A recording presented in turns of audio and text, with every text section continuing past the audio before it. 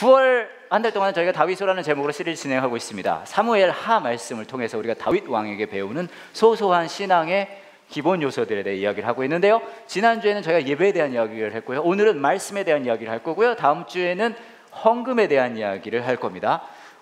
추가로 광고를 드리는데, 헌금에 대한 이야기를 할 때는 저희가 헌금 바구니를 돌릴 거예요. 헌금 바구니. 아마 우리 교회 20년 역사상 거의 손꼽히는 일입니다. 헌금 바구니.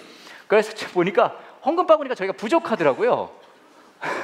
부담스럽지 않습니까? 그래서 헌금 바구니를 이번에 좀 살려고 그래요. 그래서 헌금 바구니 돌릴 건데, 여러분 그렇게 생각하실 수 있어요. 그러면 평소에 헌금하는 걸 헌금 바구니 하는 겁니까? 아니에요. 그건 그대로 하시고 요거는 더 하는 겁니다. 아시겠죠? 완전 재밌겠죠?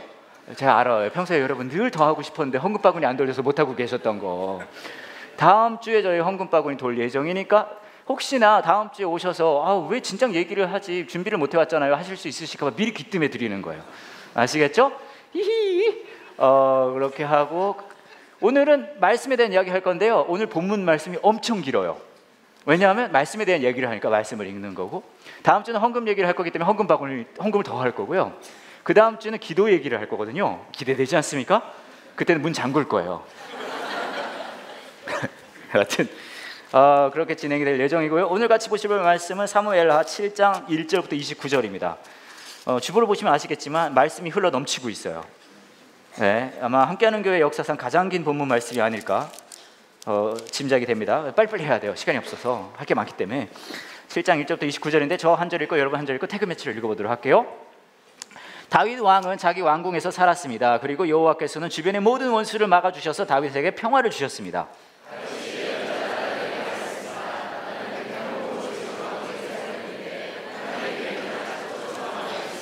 나단이 다윗 왕에게 말했습니다. 가셔서 무엇이든지 왕의 뜻대로 하십시오. 여호와께서는 왕과 함께 계십니다. 가서 내 종 다윗에게 이렇게 전하도록 해라. 너는 내가 살 집을 지을 사람이 아니다.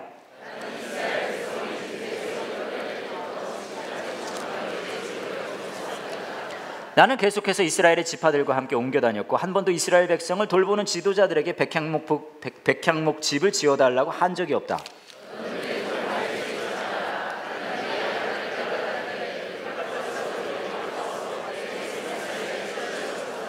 나는 네가 어디로 가든지 너와 항상 함께 있었고 너를 위해 네 원수들을 물리쳐 주었다. 나는 너를 이 땅 위에 위대한 사람들만큼 유명하게 해줄 것이다.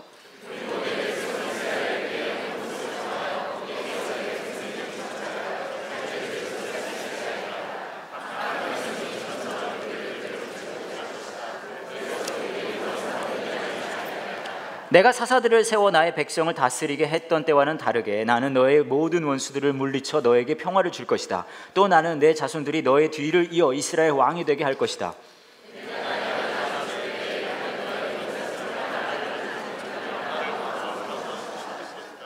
그리고 바로 그가 나를 위해 성전을 지을 것이다. 나는 그의 나라를 영원히 강하게 만들 것이다.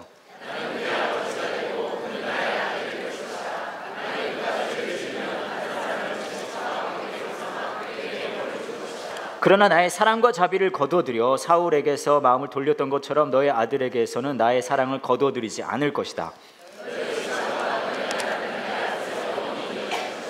나라는 자기가 들은 모든 말을 다윗에게 전했습니다.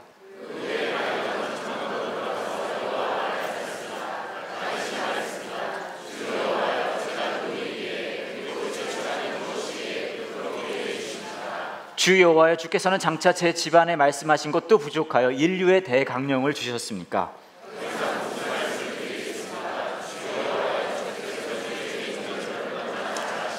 주께서는 주의 기뻐하시는 대로 이 모든 큰 일을 결정하시고 주의 종에게 알려주셨습니다.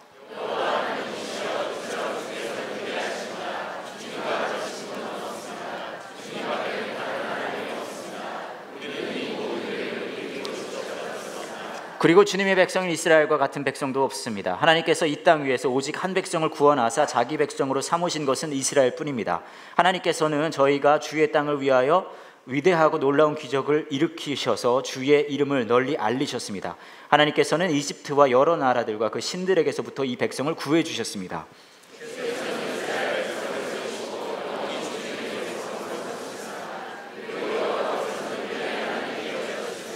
여호와 하나님, 이제 저의 집안과 주님의 종인 저에게 하신 말씀을 이루어 주십시오. 약속하신 것을 영원히 지켜 주십시오.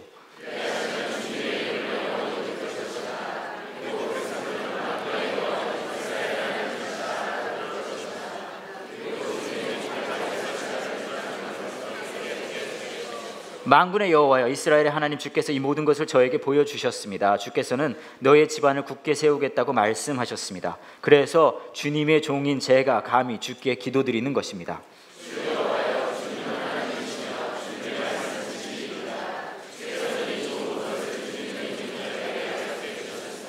Everybody, 저의 집안에 복을 주십시오. 영원히 주님 앞에 있게 해 주십시오. 주 하나님 주께서는 이 놀라운 일을 말씀하셨습니다. 주님의 은혜로 저의 집안이 영원토록 복을 받게 해주십시오. 아멘. 여러분 학교 다니실 때 기억하실지 모르겠지만 급훈이라는 게 있었어요. 학급에 기억나십니까? 옛날에는 학급 급훈하면 조금 진부하고 약간 형식적인 그런 게 많았어요. 뭐 성실, 근면, 정직 뭐 그런 거 있잖아요. 막 궁서체로 그런 거 다 써놨잖아요. 근데 요즘 학교들에서는 그런 급훈을 그렇게 옛날처럼 하지 않고 좀 센스 있게 많이 한다고 하더라고요. 그래서 그 중에 재밌는 거를 제가 몇 개 가져와서 뭐 여러분 중에 본 분도 계시지만 보여드리려고 하는데요. 한 14~15개 되거든요. 한번 보여드릴게요. 요즘 급훈입니다. 급훈, 오늘은 뭐 할 거니? 이게 급훈이에요. 네, 굉장히 너에게 관심이 있다는 얘기죠. 다음 보여주시면 쟤 깨워라. 여기 급훈입니다. 쟤 깨워라. 다음 보여주시면 우리 엄마도 개모임에서 말 좀 해보자. 시간 좀 걸리셨군요. 이거 이해하느라. 그렇죠. 다음 보여주시면 대학의 문은 좁지만 우리는 날씬하다. 아무래도 여학교 같아요. 여학교. 그렇죠? 다음 보여주시면 칠판을 원빈처럼, 교과서를 강동원처럼. 아멘. 그 얼굴에 공부까지 못하면 안습이다. 이런 거고요. 더 이상 미룰 수 없다. 너의 대학, 나의 결혼. 노총각 선생님이신 것 같아요. 지켜보고 있다. 한우 갈비. 한 마음으로 우리는 갈수록 비상한다. 보시면 오늘 흘린 침만큼 내일 흘릴 눈물량.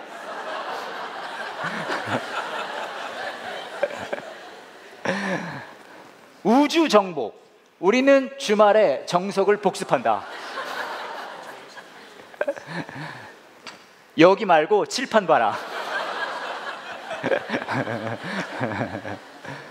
우주 정복, 공부 정복, 남자 정복. 여학교인 것 같죠? 그죠? 아침 먹고 오세요. 선생님은 좀 친절하신 것 같아요. 합격자 명단에 귀하의 이름이 없습니다. 너무 잔인하지 않습니까?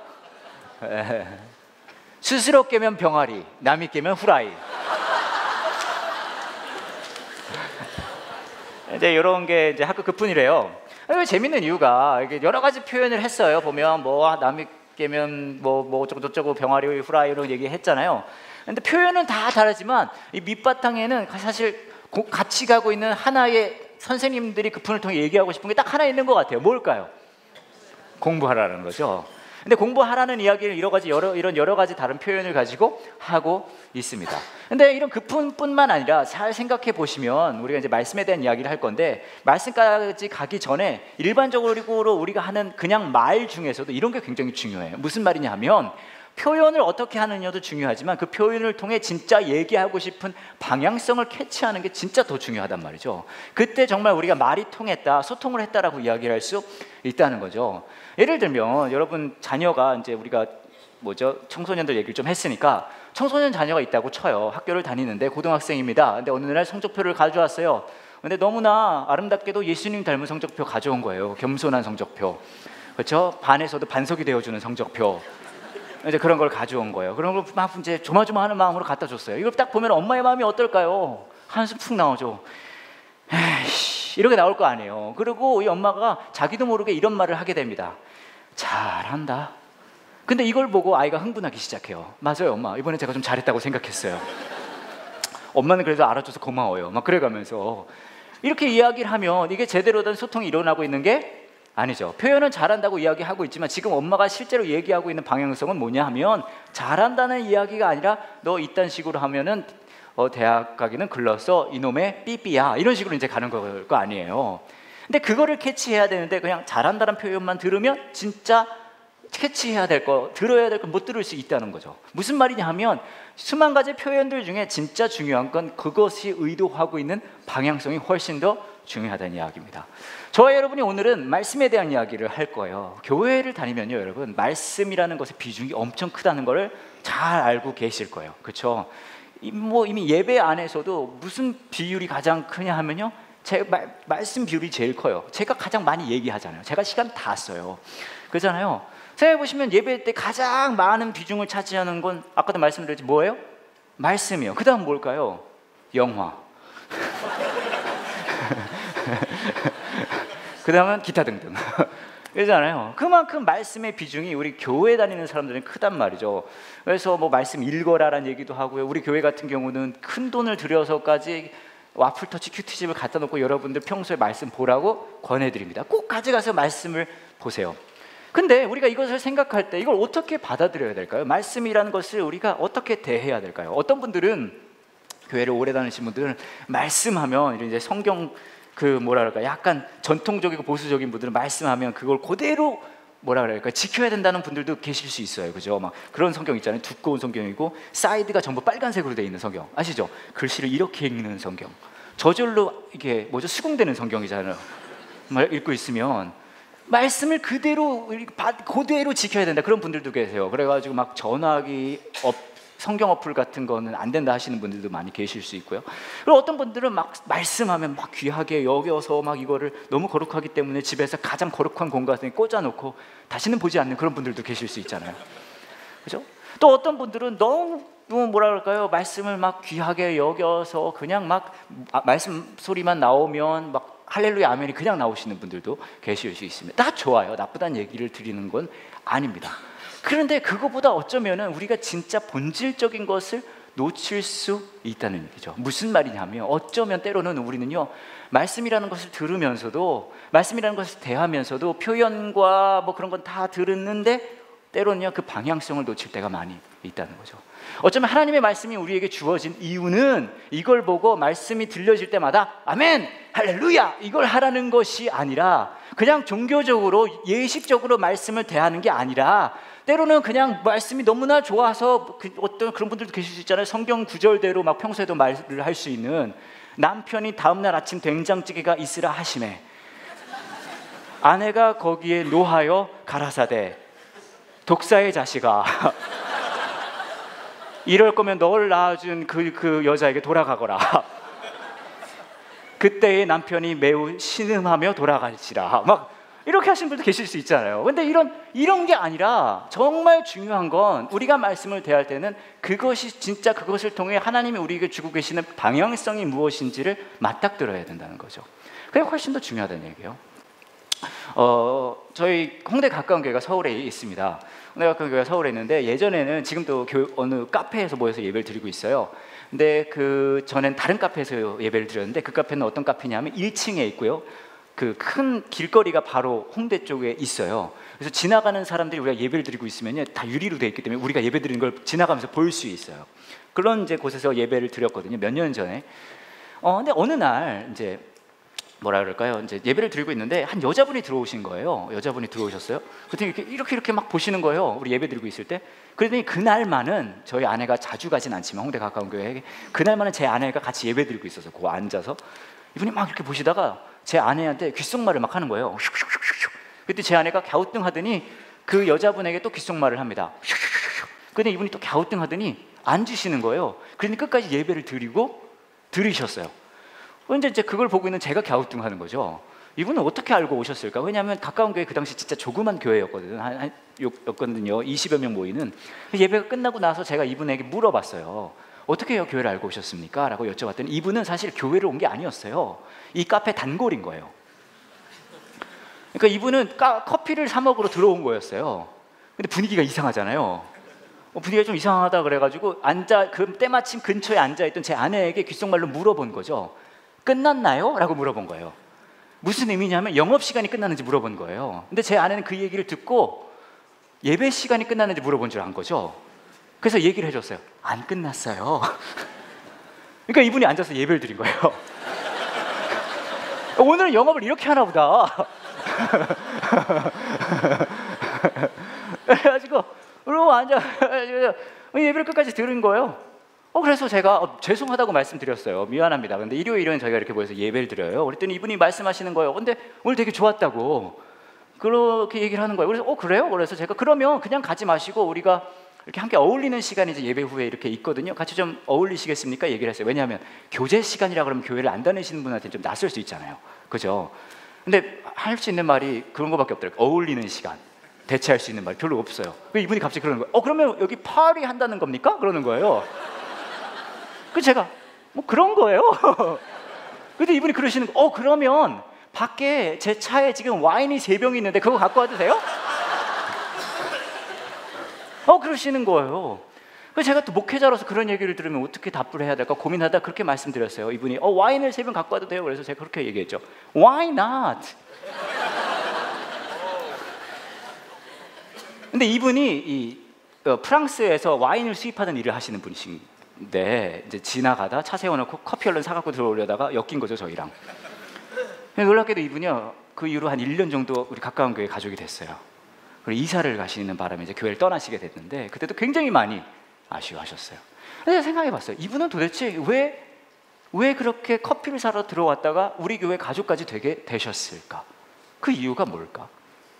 이걸 발견했어요. 뭐냐 하면 그 형식과 예식에 상관없이 제가 본 것은 아무리 교회와 멀리 떨어져 있는 사람들도요, 그 삶의 가치 있는 방향성을 발견하고 싶고 그것을 따르고 싶어 한다는 거예요. 근데 진짜 무서운 사실은 뭔지 아십니까? 우리는 교회를 다닌다고 하고 신앙생활을 한다고 하면서도 우리 삶 속에 하나님의 말씀을 대할 때 때로는 굉장히 종교적으로, 때로는 굉장히 예식적으로 대한단 말이죠.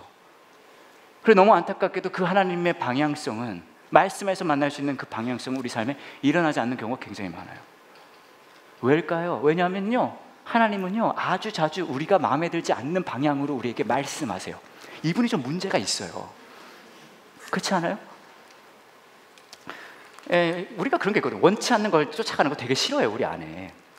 그것도 재미난 얘기 중에 하나인데, 홍대 가까운 교회에서 있었던 일이에요. 홍대 가까운 교회는 청년 2명이 있어요. 남매인데 어느 아침에 이제 일요일 아침에 일어났어요. 교회를 가려고 하는데 늦잠을 잤대요. 늦어서 버스를 평소에 타고 오는데 택시를 타야 되겠다 그래서 택시를 그냥 잡았대요. 그냥 택시를 잡은 거예요. 그냥 택시를 잡았어요. 합정에서 택시를 잡았어요. 홍대 오려고 그냥 잡았어요. 이거 중요합니다, 나중에. 그래서 계속 얘기들, 그냥 아무 택시를 딱 잡아서 탔습니다. 가고 있는데 기사분께서 이렇게 말씀을 하시는 거예요. 어디로 모셔다 드릴까요? 그랬더니 이제 이 친구들이 얘기를 한 거예요. 네, 극동방송이요 라고 얘기한 거예요. 왜냐하면 우리 홍대 가까운 교회는 극동방송 지하에 있는 카페에서 모이거든요. 근데 놀라운 이야기를 이 친구들이 그 기사님한테 들었다는 거예요. 여러분들 깜짝 놀라실 거예요. 그냥 지나가는 아무 택시를 잡았는데 기사분이 어디까지 가세요? 극동방송 갑니다 라고 얘기했잖아요. 이 기사분이 이렇게 말합니다. 극동방송 써니 목사님 계신데 아니에요? 실화예요, 실화. 진짜로. 전 얼마나 놀랬겠어요. 얘네가 깜짝 놀랐대요. 그래서 제 친인척인 줄 알았대요. 이분이 왜 그렇게 아셨냐 하면 극동방송을 들으셨다고 들으시는 분이시라고. 진짜 웃기는 게 그 다음인데, 한참 운전을 하고 계시다가 기사분이 이렇게 말씀하셨대요. 근데 저기 써니 목사님이 그렇게 잘생겼다면서요?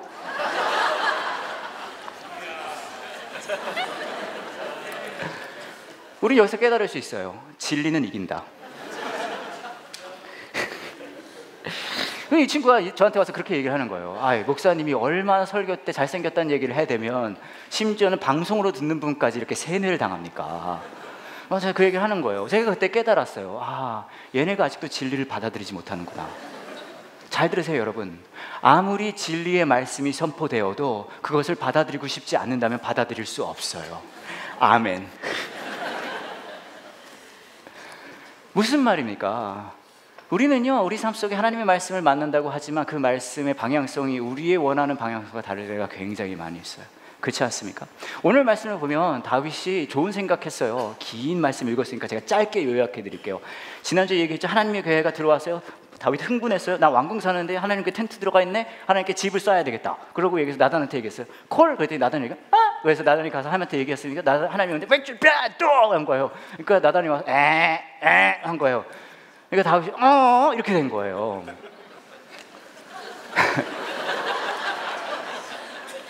무슨 말입니까? 들어도 잘 모르죠. 사실 다윗은 정말 선한 마음 가지고 하나님한테 성전을 지어드리고 싶었어요. 근데 하나님은 안 된다고 합니다. 왜요? 말도 안 되는 이유 아닙니까? 솔직히 말하면 네 손에 피를 너무 많이 묻혔다는 거예요. 근데 다윗이 피 많이 묻힌 게 본인을 위해 싸운 게 아니잖아요. 하나님 위해 싸웠고 이스라엘을 위해서 싸웠는데 그 이유 때문에 너는 안 된다고 얘기하는 거예요. 너무 좋은 생각인데도 불구하고 다윗의 방향성과 하나님의 방향성이 다릅니다. 근데 이 상황에서 다윗은 어떻게 합니까? 자신의 방향을 포기하고 하나님의 방향성을 인정합니다. 저와 여러분의 삶 속에 언제 하나님의 말씀이 가장 크게 역사하십니까? 저와 여러분의 마음에 들게 하나님이 말씀하실 때가 아니에요. 언제입니까? 우리가 원하는 방향과 하나님의 말씀의 방향이 다를 때예요. 그때 우리의 방향성을 포기하고 하나님의 방향성을 인정할 때 우리 업계에서는 전문 용어로 그거를 변화라고 얘기합니다. 근데 그게 진짜 힘들어요. 어떻게 이게 가능할까요? 딱 한 가지 방법밖에 없습니다. 뭐냐면요, 하나님을 신뢰하는 것밖에 없어요. 하나님을 신뢰하는 것. 하나님을 신뢰하는 것은 무슨 말입니까? 다시 말하면요, 잘 들으세요. 이게 오늘 하이라이트, 이게 끝이에요. 처음이자 마지막. 이걸 인정하는 거예요. 하나님은 내가 나를 아는 것보다 나를 더 잘 아신다. 한 번 더 말씀드릴게요. 내가 나를 아는 것보다 하나님이 나를 더 잘 아신다. 이것이 인정될 때 나의 방향성을 버리고 하나님의 방향성을 인정할 수 있어요. 제가 목사 데뷔할 때 저희 업계에서는 안수라고 합니다. 근데 제가 고민이 많았어요. 왜냐하면 얼마나 목사님들이 많아요. 굳이 거기 하나를 더 보태야 될까? 그 생각이 들었단 말이죠. 그래서 제가 고민을 하다가 이런 생각했어요. 내가 좀 다른 목사가 돼야 되겠다. 그래서 한 4가지 정도 룰을 만들었어요. 목사가 되면 요 4가지는 내가 지키겠다. 첫 번째 뭐냐 하면 권위적인 목사가 되기보다 친구 같은 목사가 되자. 첫 번째고, 두 번째는 교회 안에 있는 사람들에게 사랑받는 것도 중요하지만 교회 밖에 있는 사람들한테 더 사랑받자. 그 다음에 세 번째는 교회도 정말 중요하지만 가족을 더 챙기는 이기적인 목사가 되자. 세 번째가 제일 잘하고 있는 것 같아요. 그 다음 마지막은 뭐냐 하면 누구든지 불러만 준다면 겸손한 마음으로 가자. 그렇게 이제 제가 했어요. 몇 년 전에 있었던 일인데 대전에 있는 큰 교회가 하나 있어요.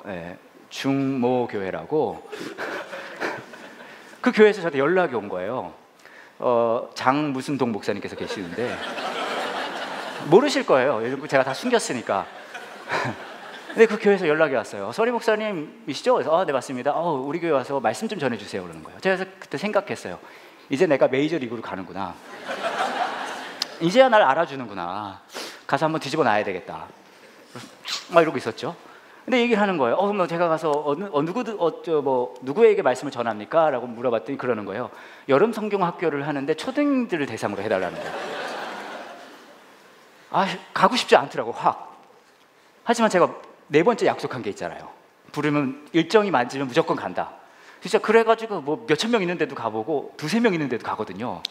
그래서 갔어요. 갔습니다. 갔는데 역시 큰 교회는 다르더라고요. 갔는데 큰 방이 하나 있는데 초등 애들이 가득 노는 거예요. 거기 난장판이에요. 진짜 막 상상만 해봐도 벌써 멘붕이 되지 않습니까? 초등 애들이 막 이러고 있는 거예요. 앞에 찬양인 들어왔는데 아무도 하지 않아요. 막 우와 난리가 났어요. 그래서 제가 요 앞에서 앉아 있다가 이제 제 차례를 기다리면서 생각했어요. 이러면 안 되겠다. 얘들 흥분시켜야 되겠다. 웃겨줘야 되겠다.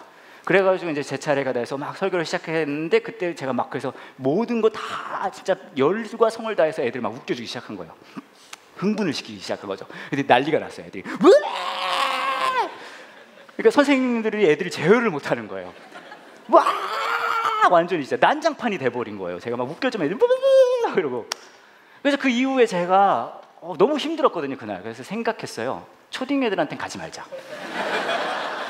초딩은 아닌 것 같다. 왜냐면 저도 저지만 선생님들이 너무 힘들어하더라고요. 제가 흥분을 시켜놓으면 안 되겠다라고 생각을 했어요. 그로부터 한 2-3년 지나고 나서 어디서 또 한 데서 연락이 왔어요. 캠프 그 연락이 왔는데 선임 목사님 안녕하세요. 안녕하세요. 그런데 와서 말씀 좀 전해주세요. 그러는 거예요. 예. 근데 어디죠? 그랬더니 이번에는 전국에 있는 초등학생들이 모이는 거예요. 강원도에서 전국에 있는 초등학생들이 모인다는 거예요. 그래서 제가 그 얘기를 딱 듣고 생각을 했죠. 저번에 그 기억이 나서 너무 가고 싶지 않은 거예요. 그래서 제가 기도해 보겠습니다 하고 끊었어요. 안 갈 생각으로. 왜냐면 나중에 전화해서 못 가게 됐네요 라고 얘기를 해야지. 왜냐면 그냥 안 간다 그러면 좀 못돼 보이잖아요. 나빠 보이잖아요. 그래가지고 끊고 나는데 자꾸 하나님이 제 마음에 부담을 주시는 거예요. 야 써니야, 너 나한테 약속하지 않았냐, 너 가라, 막 그러시는 거예요. 내 마음에 부담이 되는 거예요. 그래가지고 가기 싫은데 막 그러면서 가기 싫은데 에이씨 막 그러고 전화를 했어요. 다시 가겠다고. 갈게요 막 그러면. 그래서 갔어요. 갔는데 여기 놀랍더라고요. 여긴 최악이었어요. 무슨 리조트 같은 데였는데 지하에서 했거든요. 근데 나이트 클럽이었던 것 같아요. 원래 거기를 개조한 거죠. 초등학생 600명이 그 안에 들어가 있습니다. 그 600명이 들어갔는데 이게 한여름이었는데 에어컨이 고장이 났어요. 생각해보세요. 그냥 초등학생 600명을 모아놔도 열이 엄청 나거든요. 그래서 저는 사실 초등학생을 대상으로 해서 발전기를 돌려도 괜찮다고 생각하는데 거기다가 에어컨이 안 들어가니까 얘 난리가 난 거예요. 막 엄청난 열을 내뿜으면서 막 잔뜩 들어있고 막 난리가 막 이러고 있어요. 앞에 찬양할 때도 아무도 안 해요. 막 그래가지고 제가 어떡하지 하다가 안 되겠다. 얘들 흥분시켜야 되겠다. 그래서 또 얘들 막 흥분시키기 시작했거든요. 얘들 막 흥분합니다. 와! 그래서 초등학교 600명의 리조트 지하 나이트클럽 있는 데서 막 흥분하기 시작하는. 와! 그러니까 선생님들은 제어를 못하고 막 난리가 났어요. 난장판 막. 그때 재미는 있었어요. 애들도 좋아하고. 그러다가 제가 숙소에 갔어요. 왜냐면 2번 하는 거였거든요. 저녁에 한 번, 다음날 아침에 한 번. 근데 밤에 저한테 처음에 연락 주신 담당하시는 분이 저한테 전화를 주신 거예요. 저한테 이렇게 말씀하시더라고요. 선임 목사님, 오늘 너무 수고 많으셨는데 목사님 내일은 좀 살살 하시면 안 돼요? 어떻게 된 건지 알아보니까 엄마들이 좀 따라오셨거든요. 애들 엄마들이. 이 엄마들이 대책회의를 했대요. 끝나고. 저건 목사가 아니다. 우리 아이들을 저런 인간에게 이렇게 맡겨둘 수는 없다. 그래서 막 대책회의를 새벽 2시까지 했대요. 그래서 이제 이분이 어렵게 저한테 전화 주신 거였어요.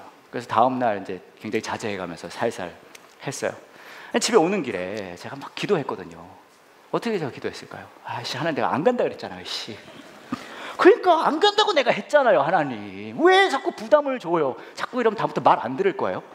내가 진짜 내가 가기 싫은데 진짜 내가 진짜 부담 주지 말라고 진짜 막 그렇게 기도했어요.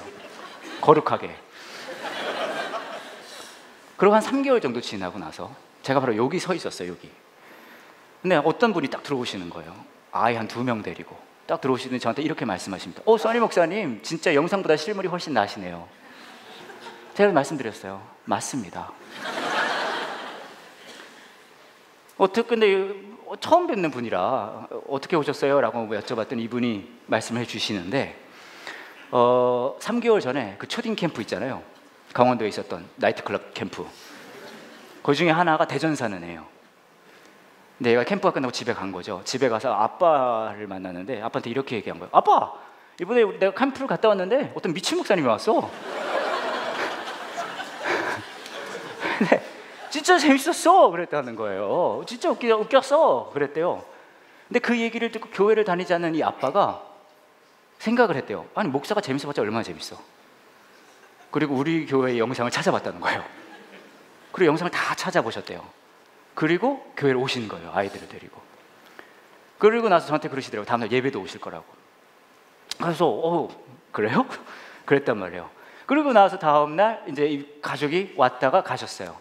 이제 우리 천 목사님이 아내 되시는 분한테 물어본 거예요. 왜냐하면 아내 되시는 분은 오랜 시간 동안 남편을 위해 기도하신 분이거든요. 오늘 왔다 가셨는데 남편분이 뭐라고 하시던가요? 그때 아내분이 이렇게 말씀하셨대요. 네, 오늘 우리 남편이 교회 갔다 왔는데 그렇게 교회 가기 싫어하던 우리 남편이 그 예배를 갔다 오더니 저한테 그랬어요. 와이프 나 오늘 하나님 만난 것 같아. 그리고 이 가족은 지금도 우리 교회 다니고 계세요. 제가 그때 기도했어요. 하나님 잘못했습니다.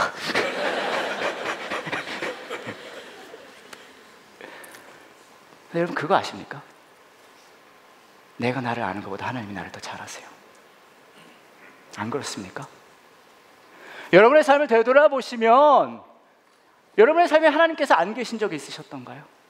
하나님께서 채우시지 않으신 적 있으셨던가요?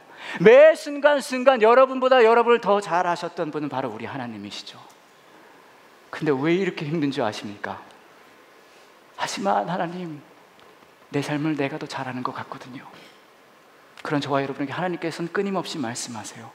아직도 모르겠니? 아직도 너 나를 신뢰하지 못하겠니? 네가 너를 아는 것보다 너를 더 잘 안다는 거 아직도 모르겠니? 하나님 우리에게 매일매일 말씀하시는 분이십니다. 여러분 그 말씀을 어떻게 만나고 계십니까? 그 말씀이 여러분에게 종교적인 예식이나 혹은 그저 하나의 형식이 된다면 그 말씀은 저와 여러분에게 사실 필요 없어요. 하나님의 말씀은 저와 여러분에게 왜 주어지냐면요, 우리의 삶의 방향을 끊임없이 멈춤없이 그분의 방향으로 바꾸시기 위해서 우리에게 말씀하는 분이시거든요. 그분이 오늘도 말씀하고 계십니다. 네가 나를 조금 더 신뢰했으면 좋겠다. 너의 삶의 방향이 조금 더 나의 방향으로 맞춰져 갔으면 좋겠다. 그렇게 그분의 말씀에 반응할 수 있는 저와 여러분 되길 원합니다. 이 시간에는 우리가 이 말씀을 생각하시면서 우리 삶을 되돌아보는 시간 가졌으면 좋겠습니다. 여러분 받으신 주보에 마음으로 드리는 예배가 들어있어요.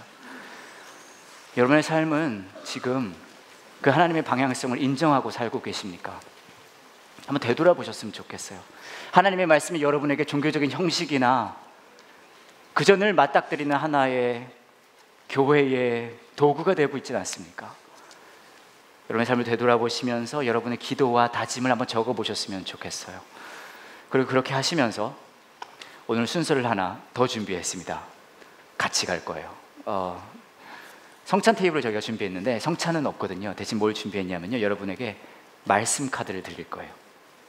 이번 한 주 동안 적어도 여러분에게 주어진 이 말씀만은 한번 살아내보는 연습을 해보셨으면 좋겠습니다.